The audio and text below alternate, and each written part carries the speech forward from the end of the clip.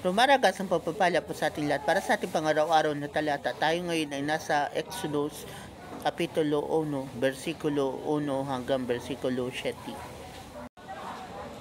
Ito ang mga anak ni Jacob na kasama niyang pumunta sa Egypto, pati ng kani-kanilang sambahayan, sina Ruben, Simeon, Levi, Judah, Isakar, Zabulon, Benjamin, Dan, Naphtali, Gad, at Asher.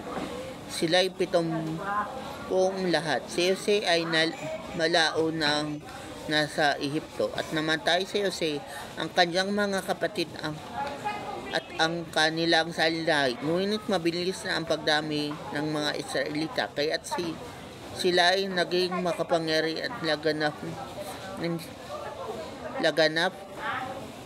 laganapan nila ang buong lupain. So dito mababasa natin yung salinlahi ni Jacob na pumunta sila doon sa Egypt. At yun na nga na dumami sila doon sa Egypt at kinalaunan sila ay naging alipin o slave doon sa Egypt. Kaya natupad yung prophecy na binigay ng Diyos kay Abraham kung saan 400 years silang magiging alipin sa Egypto.